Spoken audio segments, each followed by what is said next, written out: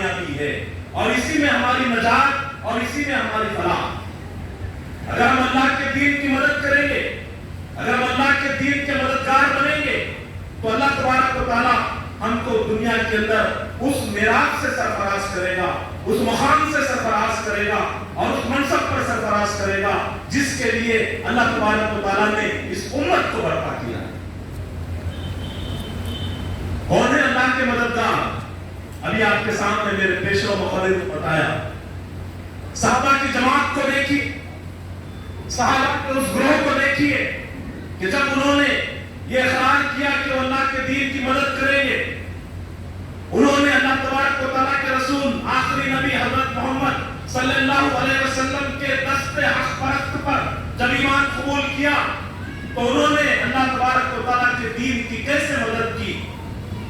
اللہ تبارک و تعالیٰ کے دین کے راستے میں آگے بڑھنے، اللہ کے دین کی مدد کرنے کے نتیجے میں جو ایذائیں ان کو پہنچائی گئی، جو تکلیفیں ان کو دی گئی، انہوں نے کس طرح اس کو انگیز کیا؟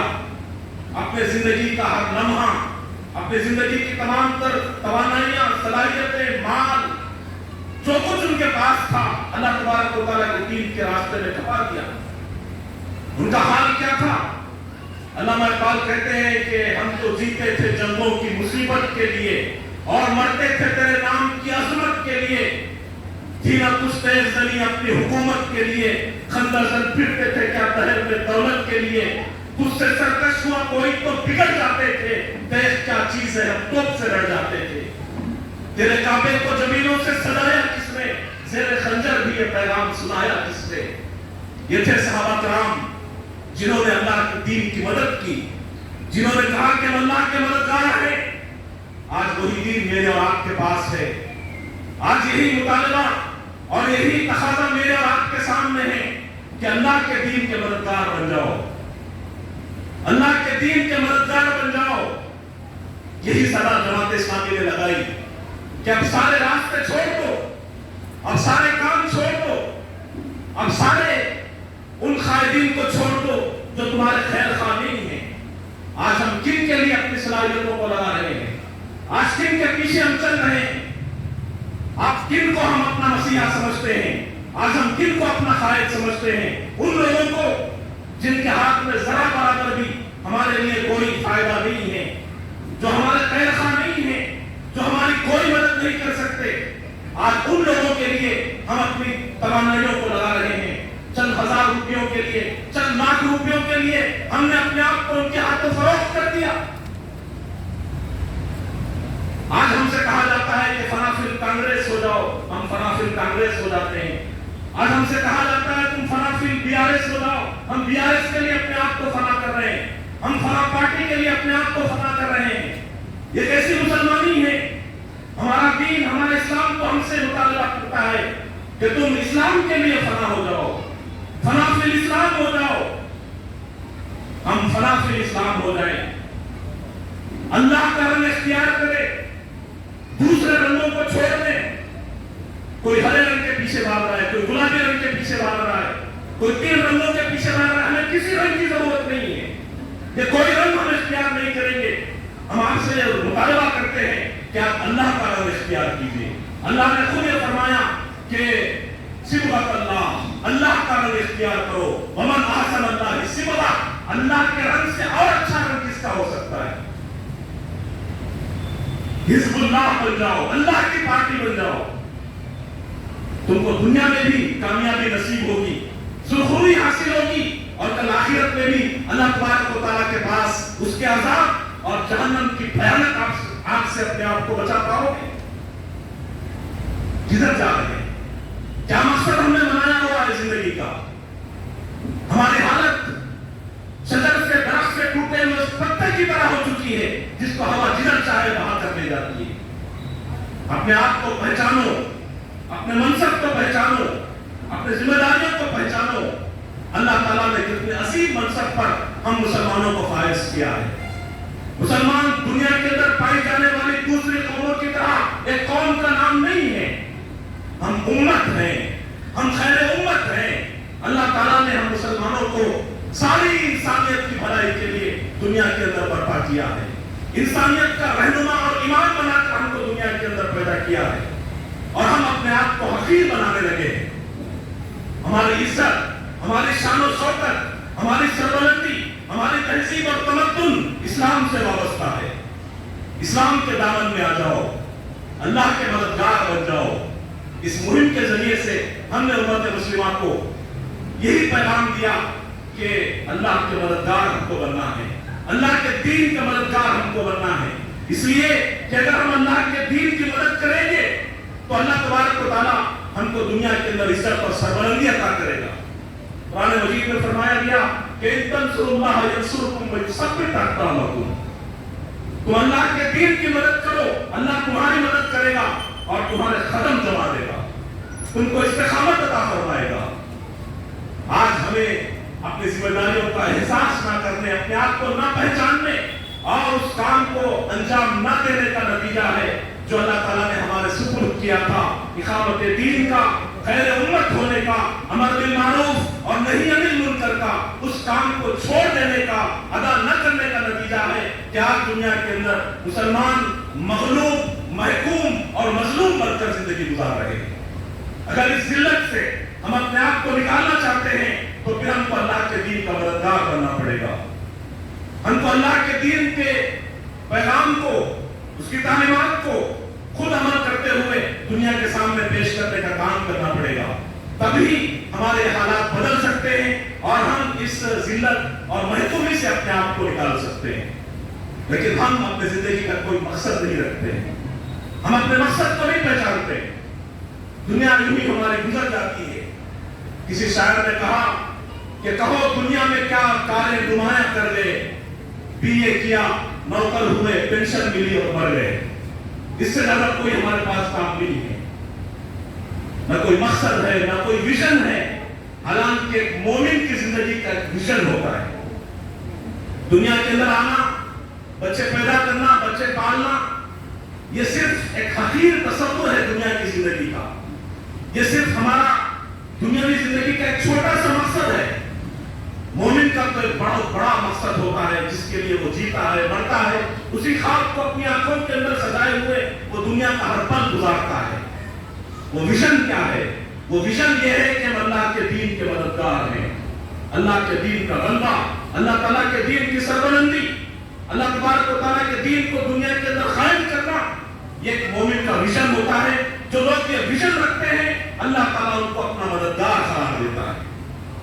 जरा तसव्वुर कीजिए, जरा सोचिए, मेरे और आपके लिए कितना बड़ा एजाज है कि हमारा नाम उन लोगों के अंदर शामिल हो जाए जो अल्लाह के मददगार हैं। तो जमात इस्लामी आपसे यही अपील करती है, और मैं भी आपका ज्यादा वक्त दिए बगैर बस यही बात आपके सामने रखते हुए कि जमात इस्लामी को आप खरीद से देखिए। अभी अब्दुल हलीम साहब ने आपके सामने जमात के मुख्तलिफ चीजों को आपके सामने रख रहे थे। कभी आपको डराया जाता है कि भाई इस जमात के अंदर आप जाएंगे तो फिर आपको जो है मुश्किलों का सामना करना पड़ेगा, होना पड़ेगा। देखिए ऐसी कोई बात नहीं है। अल्हम्दुलिल्लाह मैं गवर्नमेंट सर्वेंट हूँ, हमारे नईम साहब गवर्नमेंट सर्वेंट हैं। अल्हम्दुलिल्लाह हम इस जमात के अंदर सालों से काम कर रहे हैं। अभी आपको बताया गया कि हमारा काम कोई इलीगल काम नहीं है, कोई गैर कानूनी काम नहीं है। अल्हम्दुलिल्लाह इस जमात के लोगों ने अपने मकसद के लिए, जमात के कामों के लिए, जमात के मकसद के लिए अपनी नौकरियों को ठोकर मारा। अभी आपके सामने जिक्र आया कि 1975 में इमरजेंसी के जमाने में जब जमात इस्लामी पर बैन किया गया, जमात इस्लामी पर पाबंदी लगाई गई, तो अल्हम्दुलिल्लाह हमारे बुजुर्गों ने 19 महीने जेल के अंदर गुजारे। जेलों के अंदर उनको बंद किया गया। लेकिन कुर्बान जाइए उन बुजुर्गों के किरदार पर कि जब उनको जेलों के अंदर बंद रखा गया तो डरते हुए खौफ के अंदर जिंदगी नहीं गुजारे, बल्कि उन्होंने उस जेल के अंदर अपने अखलाक और किरदार से, अपनी नर्म गुफ्तगू से, अपने अच्छे अखलाक और बर्ताव से वहां के सैकड़ों कैदियों को मुसलमान करके छोड़ दिया। अल्लाह उन बुजुर्गों की खबरों को नूर से भर दे। ये जमात इस्लामी के अफराद का किरदार है। लोग परेशान हो गए कि ये किस मिट्टी से बने हुए लोग हैं। जेल के अंदर उनके बर्ताव से, उनके अखलाक से लोग मुतासिर हो गए, इस्लाम को कबूल कर लिया। वो डरे नहीं, वो घबराए नहीं। अल्हम्दुलिल्लाह खुद कोटला से मैं समझता हूं कि अफराद उन बुजुर्गों के अंदर शामिल थे। फिर जैसे आपको बताया गया बाबरी मस्जिद की शहादत 1992 में जमात इस्लामी पर बैन लगा, लेकिन 13 दिन के अंदर जमात इस्लामी से बैन को वापस लेने को मजबूर होना पड़ा। یہ ہے جماعت اسلامی۔ تو الحمدللہ جماعت اسلامی جو 1948 میں قائم کی گئی، صرف 70 لوگوں سے شروع کی گئی یہ جماعت، کوئی تصور کر سکتا تھا، کوئی گمان کر سکتا تھا کہ یہ جماعت اتنی آگے بڑھے گی کہ آج ہزاروں اس کے ارکان ہندوستان کے اندر پائے جاتے ہیں۔ میں اکیلا ہی چلا تھا جانے میں منزل، مگر لوگ آتے گئے، کارواں بنتا گیا۔ الحمدللہ جماعت اسلامی اپنے مقاصد کے حصول کی سمت آگے بڑھ رہی ہے، لیکن شرط یہ ہے کہ آپ جیسے لوگ، باصلاحیت لوگ، نوجوان اس تحریک کے اندر داخل ہوں، اس تحریک کا حصہ بنے۔ انشاءاللہ بہت جلد ہم اپنے مقصد کے حصول میں کامیاب ہو سکتے ہیں۔ تو میں اس موقع پر آپ حضرات سے اس بات کی اپیل کرتا ہوں، شاید میری بات آپ کے دلوں کو چھو لے، انداز بیان کرچے بہت شوخ نہیں ہے، شاید کہ تیرے دل میں اتر جائے میری بات۔ میں آپ تمام دوستوں سے اس بات کی اپیل کرتا ہوں کہ آپ جماعت اسلامی کے اندر شامل ہو جائیے، جماعت اسلامی کا شانہ بشانہ آپ اس کام کے اندر اپنے آپ کو شامل کیجیے۔ جماعت اسلامی کے دروازے سب کے لیے کھلے ہیں۔ ہم جماعت اسلامی میں تمام لوگوں کو ویلکم کرتے ہیں، خوش آمدید کرتے ہیں کہ آپ آئیں گے تو ہمارے کام کی رفتار کے اندر اور اضافہ ہوگا۔ ابھی آپ کو بتایا گیا کہ جماعت اسلامی میں آپ افراد کو دیکھ کر مت آئیے، افراد غلط ہو سکتے ہیں۔ جماعت کے نسب العین کو دیکھیے، جماعت کی سرگرمیوں کو دیکھیے، جماعت کے عقیدے کو دیکھیے اور آپ اس عقیدے کو اپنائیے۔ الحمدللہ جماعت اسلامی، جس کو تحریک اسلامی بھی کہا جاتا ہے، یہ وہ تحریک ہے جو فریضہ اقامت دین کے لیے قائم ہوئی ہے، اور یہ وہ فریضہ ہے جسے انبیاء کرام نے دنیا کے اندر اپنا مشن بنایا تھا۔ یہ جماعت اللہ کے دین کے لیے کوشاں ہے، اللہ کے دین کی اقامت کے لیے جدوجہد کر رہی ہے۔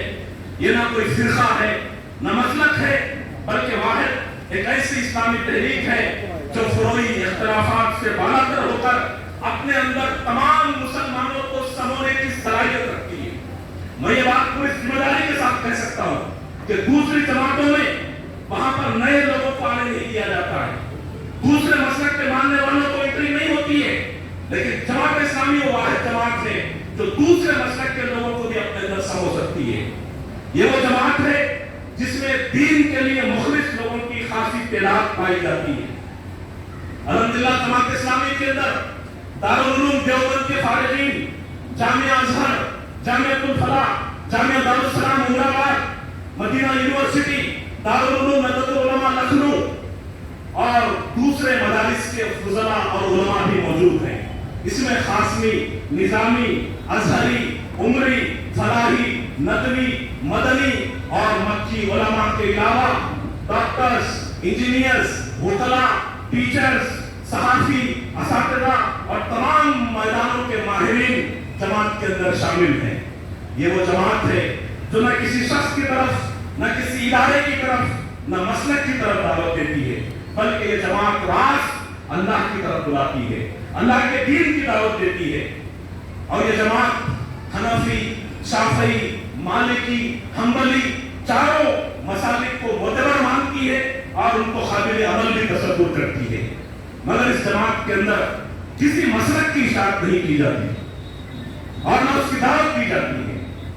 اس جماعت کے اندر ان افراد کو منظم کیا جاتا ہے جو دین اسلام کو مکمل ضابط حیات مانتے ہیں اور اسلام کو، دین کو اللہ کی زمین پر غالب یا قائم کرنے کی جدوجہد کو اپنا نصب العین بنانا چاہتے ہیں، چاہے وہ اہل حدیث کے ہوں، چاہے وہ تبلیغ کے ہوں، چاہے وہ بریلوی ہو، کوئی بھی ہو۔ اگر وہ اپنا مقصد، اپنا نصب العین اقامت دین بناتے ہیں تو ہم ان کو جماعت کا حصہ بنا سکتے ہیں۔ الحمدللہ اس جماعت نے اسلامی جماعتوں کو اپنا دوست تصور کیا اور اسلام کے دشمنوں کو اپنا مد مقابل یا حریف سمجھتی ہے، اور یہ جماعت دیوبندی اور بریلوی لڑائیوں، مخلد اور غیر مخلد کی لڑائیوں سے اپنے آپ کو پار کرتی ہے اور مفاہمتی کردار ادا کرنا پسند کرتی ہے۔ یہ مسلک کی اشاعت نہیں کرتی ہے۔ یہ جماعت اسلامی کی خصوصیات ہیں اور اس کی بہت ساری سرگرمیاں ہیں، اس کے بہت سارے